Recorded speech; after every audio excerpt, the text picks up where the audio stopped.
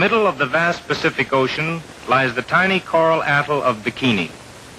It is here that Joint Army-Navy Task Force 1 will conduct the tests with the atom bomb. Not since the discovery of gunpowder has the world wondered over the ability of man to create such an agent of destruction. Anchored in the sheltered waters of the Bikini Lagoon below is an array of almost every type of naval vessel used in the past war. Here is the venerable old carrier Saratoga, the battleship Pennsylvania, flagship of World War I. USS Nevada was designated the target ship and strategically placed. Being painted white topside would make her easier to spot from the air. This is the heavy cruiser Pensacola, the heavy cruiser Salt Lake City, and the German heavy cruiser Prince Eugen, the Jap battleship Nagato, the light carrier USS Independence can be seen on the left, the submarine Skate, attack transports, freight and cargo ships, LCIs, LCMs. A sample of almost every type of naval vessel comprises this guinea pig fleet. The decision of the target ships was based on the directive of the Joint Chiefs of Staff. It required ship damage. A total of 73 ships were assembled. The densest pattern was within a 1,000-yard radius of the bomb aiming point. Ships within the 500-yard radius were secured by fixed moorings both fore and aft to prevent swinging. These were the heavy cruiser Pensacola, the destroyer Hughes, the Japanese battleship Nagato, the light carrier Independence, the submarine Skate, the concrete oiler YO-160, and the Japanese light cruiser Sakawa. Ships outside the 500-yard radius were anchored free to swing. From the 1,000 circle to the outer extremity of the target area at 4,000 yards, ships were disposed in a spoke-like pattern consisting of LSTs, LCTs, LCIs, 2 rows of transports, and 1 row of destroyers. The heavy ships lying outside the 500-yard circle were the Arkansas, New York, Saratoga, Pennsylvania, and the large German cruiser Prince Eugen. All of the target ships were loaded with ammunition and fuel oil, varying from full wartime loading to 10% of normal.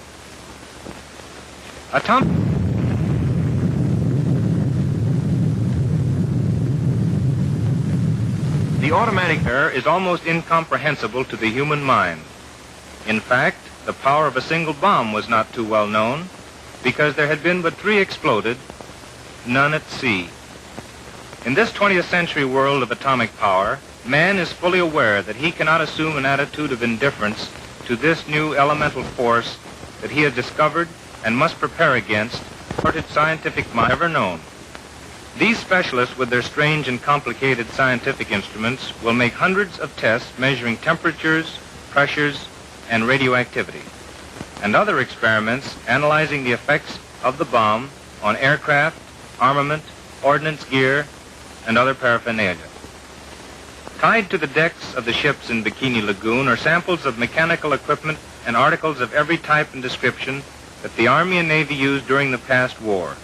Airplanes, jeeps, food, clothing, trucks, and armored cars. Everything from canned milk to tanks will be subjected to the blast. Different animals have been placed aboard the ships to substitute for military personnel. Some were shaved in order that the effects of heat and radiation on their skins could be observed and the results applied to the design of protective clothing. Numerous towers have been erected on Bikini Atoll. Within these steel structures will be housed the remotely controlled photographic, electronic, and other scientific instruments that will automatically record the results of the blast. Atop some of these towers, encased in huge lead vaults, cameras have been strategically placed to capture as much detail as possible. Many types of still cameras, as well as 16 and 35 millimeter motion picture cameras, shooting both black and white and color film, have been arranged to photograph the explosion during all of its phases and from every possible angle. Other towers and installations on the island will contain the hundreds of delicate instruments that will record data which will be invaluable for future study. In addition to the photographic equipment on land, special cameras will be used underwater. Meanwhile, on board the carriers at sea, automatic cameras are being installed in the Navy's radio-controlled drones. Photographers in other planes with aerial, still, and motion picture equipment will photograph the blast at various altitudes as they fly around it.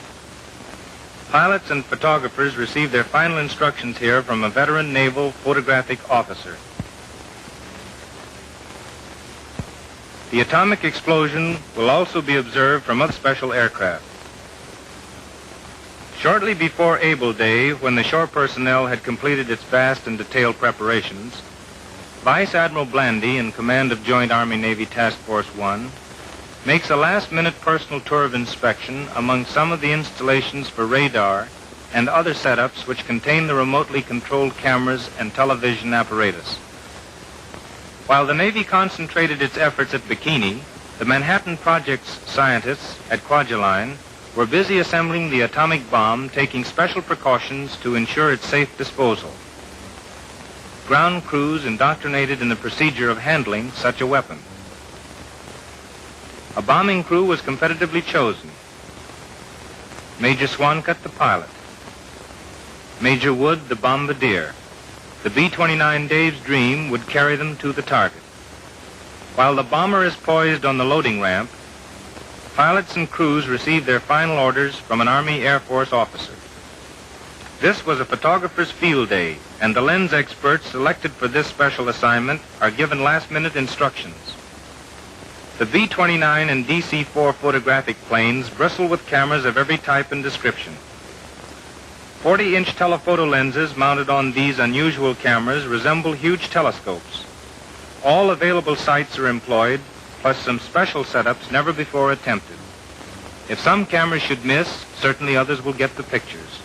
The exposed film is to be forwarded to the Naval Photographic Science Laboratory for processing, classification, and filing, from which center it is available to all authorized agencies of Joint Task Force 1. At last the day arrived for Test Able. It was July 1st in Bikini, but June 30th in this country. With the atom bomb safely secured in her bomb bay, the B-29 Dave's Dream roars down the runway. An anxious moment for the spectators. But the takeoff is without mishap. Everyone on Kwajalein breathes easier on learning of the bomb's departure. The huge bomber proceeds to the Bikini target, escorted by the Air Force photoplanes.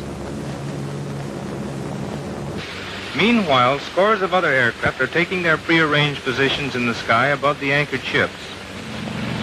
Some Navy fighter planes have still and motion picture cameras aboard. Others are remote-controlled drones with instruments to measure the radioactivity of the air.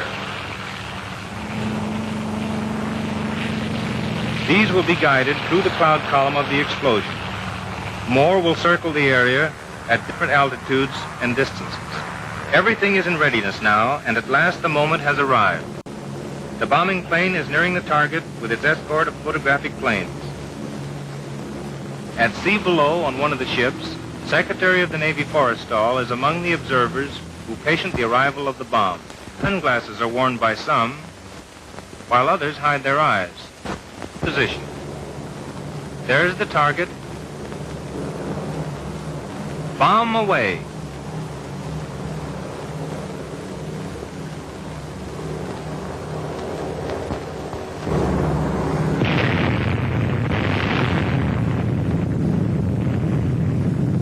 There it goes.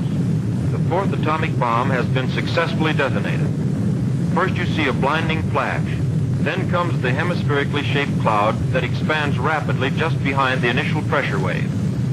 After the smoke clears, the characteristic mushroom cloud begins to form and shoot skyward. The first phase of the bomb burst produces the effect of an exploding derby hat, where the outside edge of the rim outlines the outermost front of the pressure wave at that instant. The cloudy rounded portion of the hat results from what is known as the cloud chamber effect.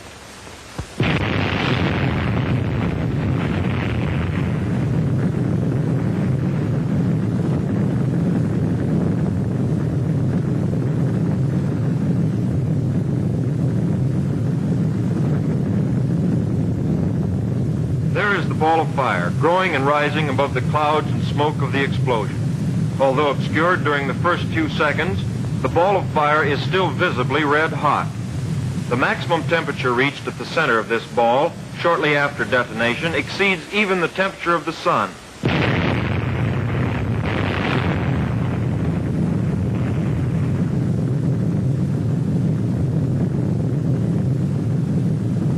The mushroom cloud gains altitude with amazing speed. In less than a minute, it has reached a point 1 mile above the Earth. Although a beautiful sight, this swirling, boiling mushroom cloud is certain death to any living thing which approaches too close to its edge. Radioactive fission particles, which resulted from the explosion, are dispersed throughout the cloud, and the deadly radiation from these particles must be avoided until the cloud is thoroughly diffused in the upper atmosphere. In this test, the Army, Navy, and civilian scientists wanted to find out just how lethal the cloud actually was at various altitudes and various distances from the center. Therefore, under the guidance of the Manhattan Project's Los Alamos laboratories, the Army Air Forces installed specially designed filters on 4 of their B-17 pilotless drone planes so that an airplane could go into the very center of the cloud and bring back samples of the radioactive particles without danger to a human pilot. The Navy carried out a similar program utilizing F-6F drones based on the carrier Shangri-La. Only 1 drone was lost in the entire operation, although it is interesting to note that 1 other drone was temporarily lost for a considerable time after it had entered the smoke column, because it was lifted 6,000 feet in the updraft before it could get through to the other side.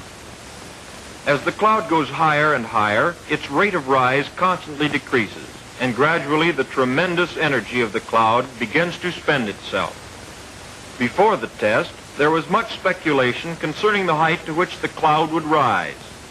Some predicted it might equal the 60 to 70,000 foot altitude reached by the previous Nagasaki cloud. However, at Bikini, the atomic cloud pushed itself to approximately 40,000 feet in a period of 10 minutes and stopped there. Explanation for failure to go higher lay in 3 facts. First, the atmosphere at Bikini was so wet that a considerable part of the cloud energy was absorbed by the moisture in the air. Second, the bomb was exploded close enough to the surface of the water to permit a certain part of the energy to be transformed into steam by a quenching action. And third, there were no large-scale fires such as those encountered in burning Nagasaki to feed the column after its initial rise. After the blast wave from the atomic explosion has spent itself, a reverse or suction wave is created as the air rushes back to the point of burst to fill the vacuum created there. As this air is heated in the vicinity of the fireball, it mixes and rises with the cloud column. Consequently, more air must keep coming into the center of the column, thus causing the effect you see in these pictures of the ship array, where the air rushing into the center of the cloud column carries with it the smoke of the burning ships. In order to obtain complete photographic records, photo aircraft pursued the cloud and took pictures of it as long as possible while it drifted slowly to the southwest. Gradually, it became diffused to such a degree that the chase had to be abandoned. One thing was certain, however: the dangerous radioactive particles in the cloud had become so widely scattered that no longer was there any danger to the surrounding area. In just a moment, you will see 2 views of the atomic bomb explosion taken from the observer ships approximately 20 miles from Bikini Lagoon.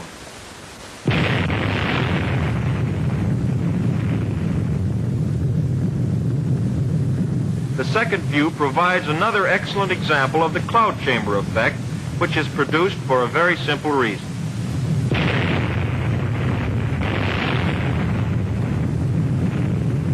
The atmosphere at Bikini was almost saturated on July 1st, and when the pressure wave hit the air, it was compressed and heated. After the pressure front passed, the resultant expansion of the air cooled it below saturation point and caused formation of the expanding fog cloud you have seen in each view of the explosion.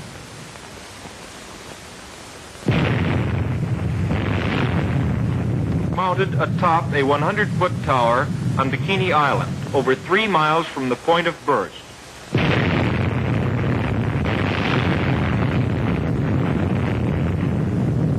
On the water, you can see the shock wave coming toward the camera.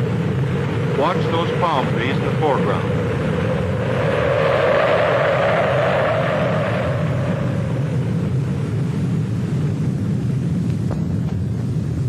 The next 3 views of the burst were taken by other automatic cameras on top of towers located on other nearby islands in the lagoon.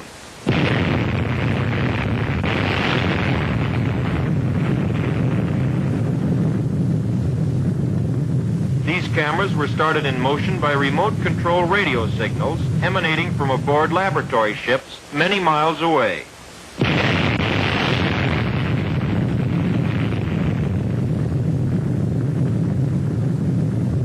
You will notice in 2 of the scenes that a timing watch has been placed within view of the camera in order to afford the scientists a means of studying the speed relationships of the various phases of this explosion.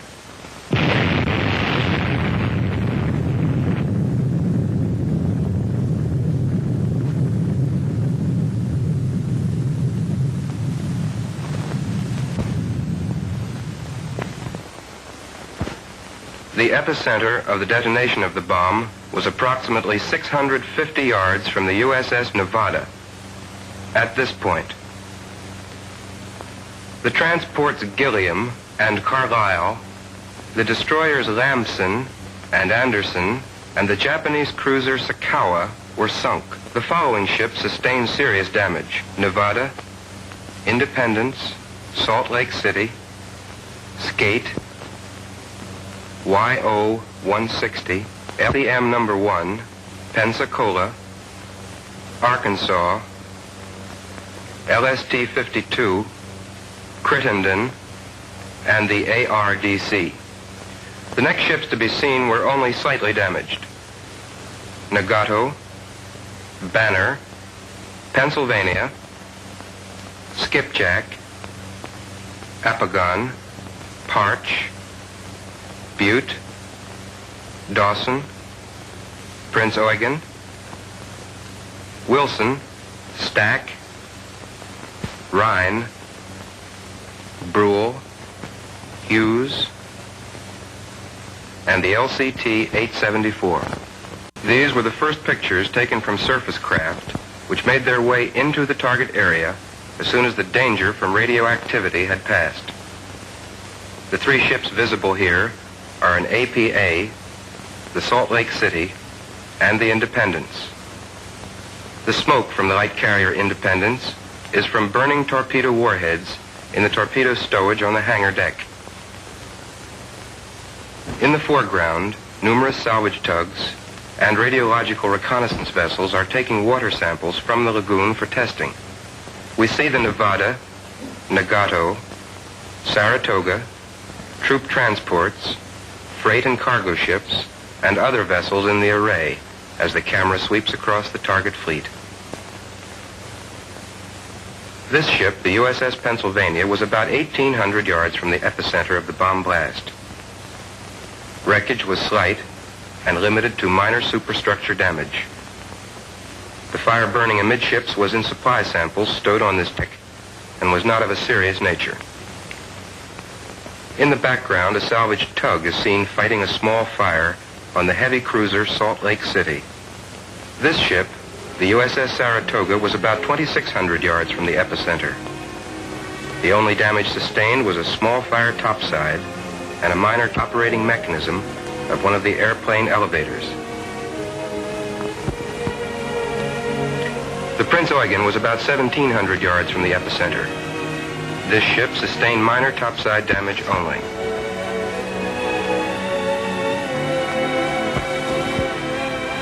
This is the USS Pennsylvania again, after the fire had been extinguished.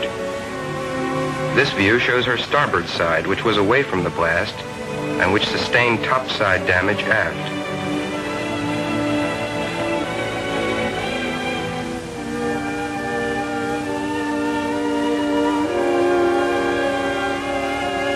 This ship, the Japanese battleship Nagato, was about 850 yards from the epicenter. Damage was limited to topside fixtures and superstructure, which were considerably battered and broken. The epicenter sustained only slight damage topside.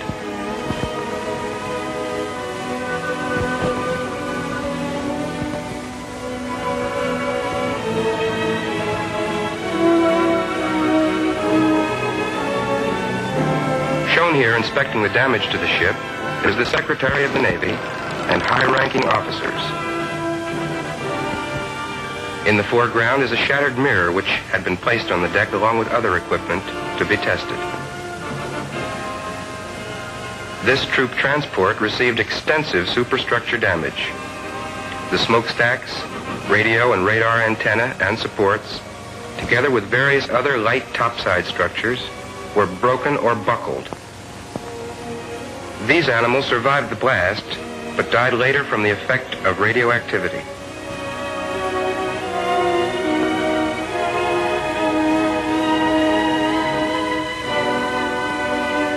This ship, the USS Nevada, was about 650 yards from the epicenter. These pictures were taken from the side nearest the blast and show the superstructure wreckage. The paint on this side was scorched, but did not burn.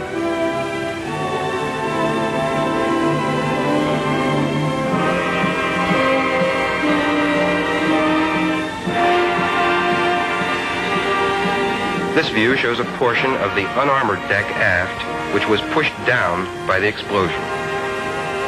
Aircraft and quartermaster supplies placed on this deck were considerably damaged.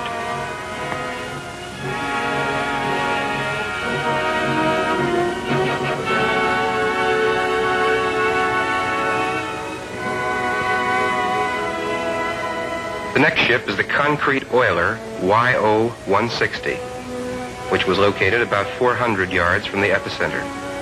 The concrete hull was undamaged, but the superstructure was almost completely demolished. This ship, the USS Arkansas, was about 650 yards from the epicenter and sustained extensive damage to topside fixtures and superstructure.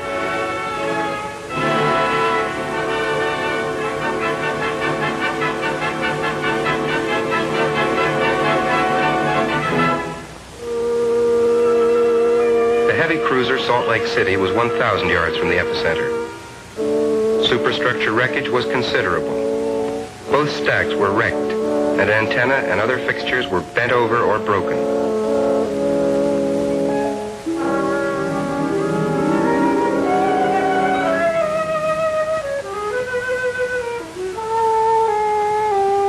The heavy cruiser Pensacola was located about 450 yards from the epicenter. This ship sustained serious superstructure wreckage. Both stacks were a total wreck, and numerous other topside structures were badly damaged.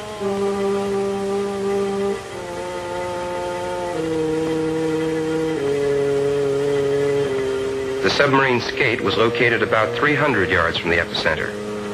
The light fixtures, periscopes, and superstructure were demolished, but the pressure hull and conning tower remained intact, and interior machinery was undamaged.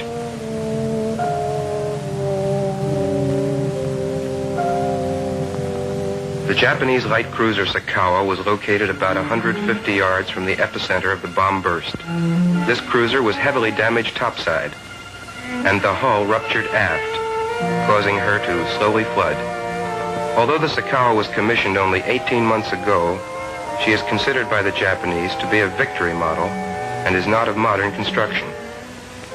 The hull, for example, was entirely riveted. Her superstructure, aft of amidships and above the main deck, was completely demolished. She capsized to port and sank the day following the bomb burst. This is the light carrier Independence, which was about 600 yards from the epicenter. This ship was severely damaged by the primary blast action of the bomb.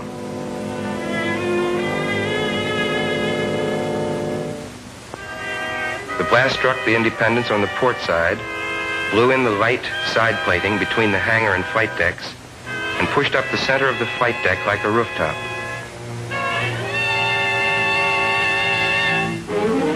Both airplane elevators were blown up and overboard. The top of the island was completely blown off. Gun sponsons and guns on the port side were severely damaged. The watertight integrity of the hull remained intact. No fires occurred except among the torpedoes on the hangar deck aft.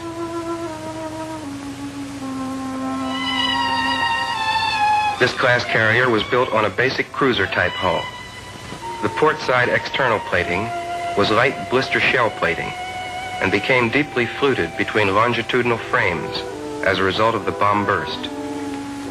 Similarly, the hangar deck plating is a light false deck built over the heavier hangar deck.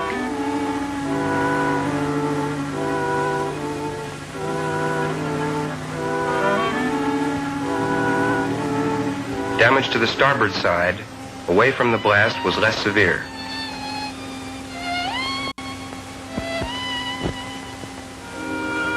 Although damage to some of these ships is impressive, it must be remembered that these experiments are not a contest between bombs and ships, but an earnest effort to determine what changes must be made in the future design and construction of ships, dispersion of bases, tactics and strategy in this new age of atomic power.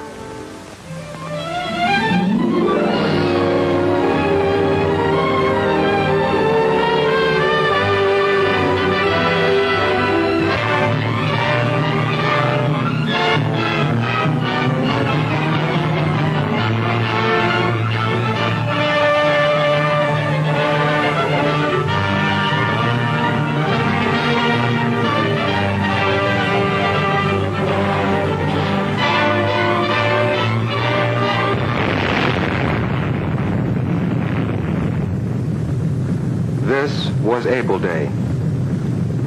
The period between the test Able date of 1 July and the test Baker date of 25 July was an extremely busy one for the technical and scientific personnel attached to Joint Task Force 1. During this time, the immense task of making detailed and comprehensive inspections and the recording of data resulting from Test Able was completed. And in addition, the entire target ship array was reoriented. The basic premise which determined the target ship orientation for Test Baker was the Joint Chiefs of Staff directive, requiring that the ships be so disposed as to secure graded damage from maximum to minimum. The primary purpose of Test Baker was to secure precise ship damage and instrumentation measurements resulting from an atomic bomb explosion just under the surface of the water.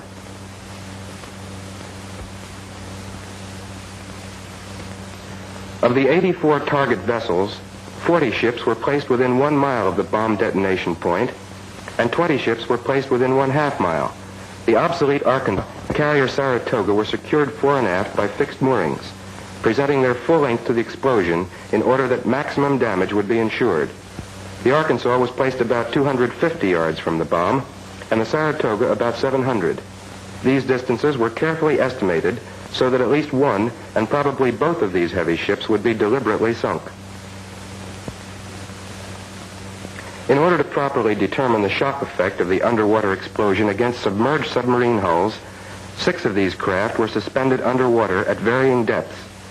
These pictures show the operation of submerging the skipjack. The method used was to secure heavy concrete mooring blocks to each boat.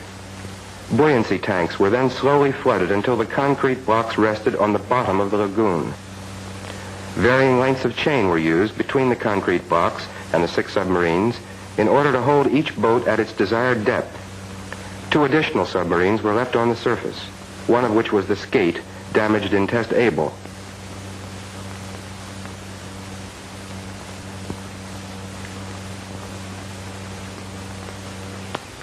In Test Baker, photographic procedure was similar to that followed in Test Able.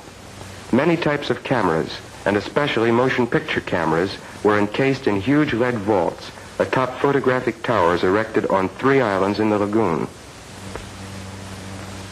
All of these cameras operate automatically.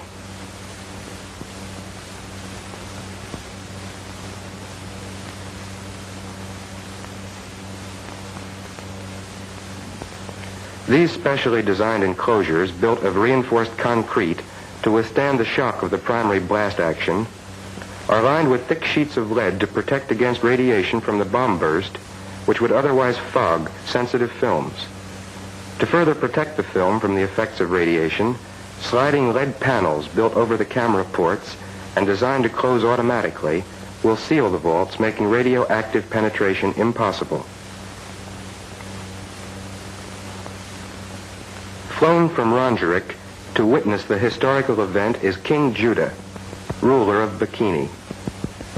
It was he who unselfishly gave his island to the United States in order that these experiments could be conducted.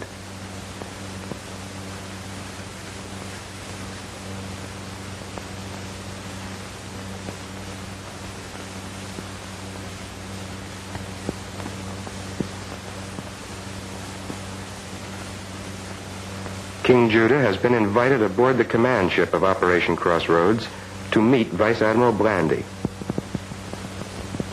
The LSM-60 was designated as the target suspension vessel for the Baker Day test. The equivalent of a bomb bay was cut in the tank deck, and through this opening the bathysphere carrying the atomic bomb was lowered into the sea. The bomb was held at the desired depth until detonation by means of specially designed winches.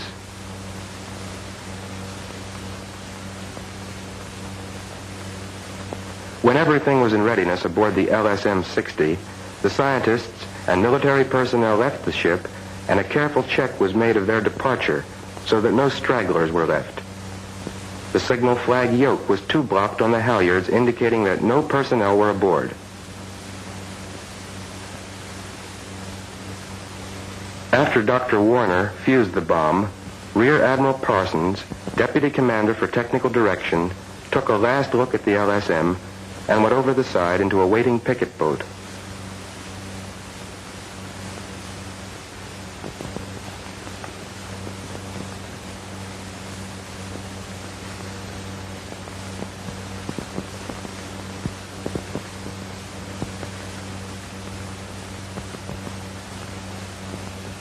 Having left the target array, the Admiral comes aboard the USS Mount McKinley, flagship of Operation Crossroads.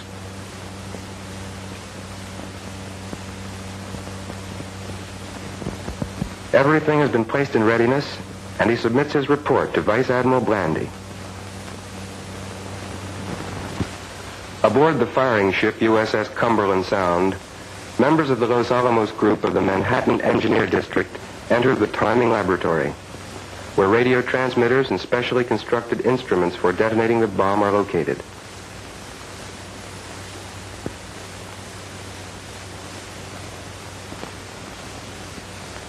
The timing laboratory scientists pass into the master control room.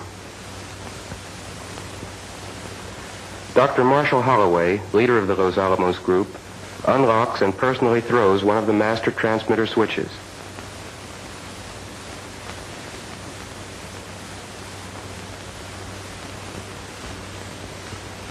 The timing laboratory is a complex interlocking system of radio transmitters, time recorders, and scientific apparatus.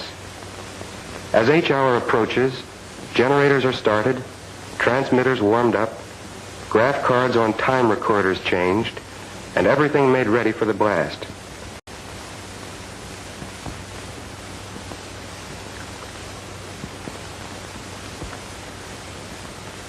H hour minus 2 minutes is broadcast from the ship, and all hands stand by. Sitting in the central console switchboard with the microphone is Dr. Ernest Titterton, assistant to Dr. Holloway. As he announces H hour minus 30 seconds, Dr. Holloway throws the 30-second switch.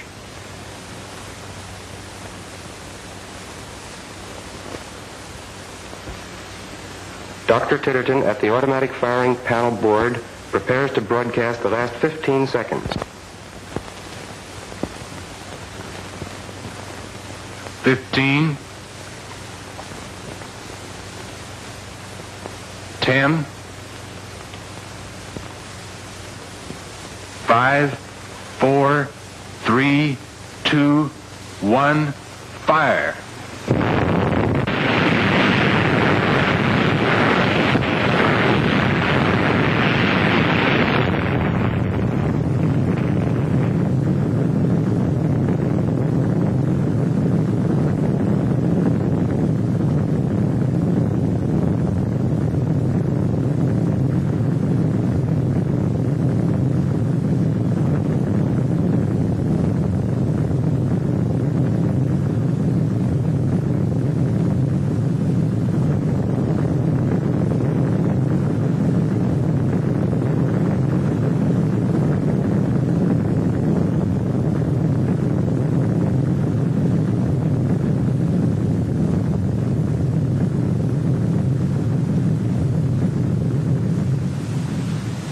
Another angle of the blast is photographed from the Mount McKinley, and King Judah displays a marked interest in the proceedings.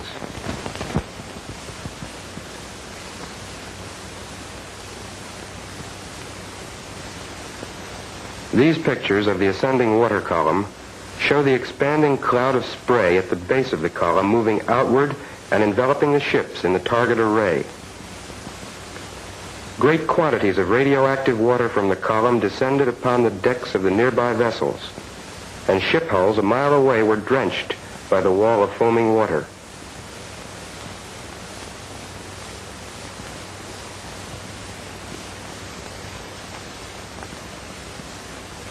Here is an Army Air Force drone approaching the cloud column. Still another view of the explosion, recorded from a photographic tower on Bikini, shows the column composed of millions of tons of water rising at an initial rate exceeding the speed of sound. The water and spray from the explosion will fall for several minutes. Here again is an excellent photographic portrayal of the boiling, foaming wall of water engulfing the ships in the foreground. This highly lethal spray was intensely radioactive, partly by reason of the neutron bombardment of the sodium in the salt contained in seawater. It is estimated that radioactivity immediately following the burst was equal to hundreds of tons of radium.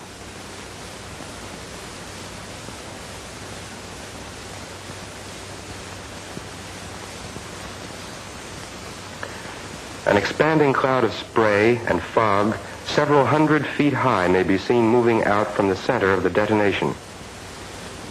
This cloud eventually covered the entire target array. Waves outside the water column, about 1,000 feet from the center of the explosion, were 80 to 100 feet in height. These waves rapidly diminished in size as they proceeded outward. When reaching Bikini, had a height of approximately 7 feet. Visible on the surface of Bikini Lagoon is an oil slick leaking from ruptured oil tanks, principally from the battleship Arkansas. 3 major ships were sunk. The Arkansas immediately, the aircraft carrier Saratoga after 7.5 hours, and the Japanese battleship Nagato after 5 days.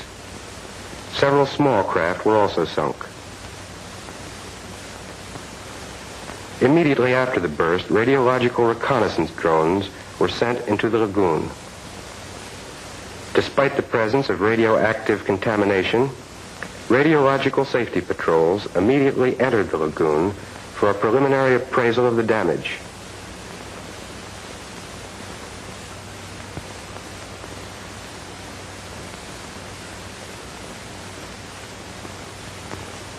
Landing parties, armed with Geiger counters which register any unsafe concentration of radioactive particles, go ashore at Bikini to recover the camera film and the data recorded by the scientific instruments.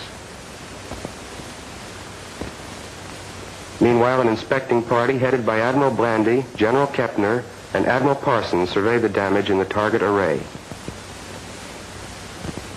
Shown here is the Japanese battleship Nagato, which flooded and capsized 5 days after the blast.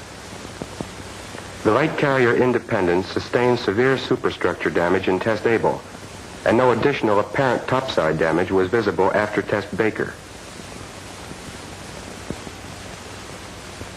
The heavy cruiser Salt Lake City. The destroyer Hughes, in sinking condition, was beached. The Saratoga sustained heavy underwater hull damage and listed badly. Other ships surviving the Baker Day blast were the submarine Skate, the submarine Pilotfish, the heavy cruiser Pensacola, a troop transport, and a small yard oiler. The Saratoga, taking on more and more water, slowly sinks stern first.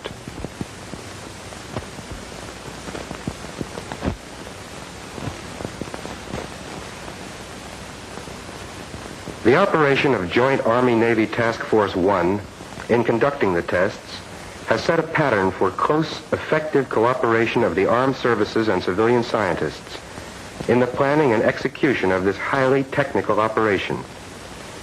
It has also provided valuable training of personnel in joint operations requiring great precision and coordination of efforts.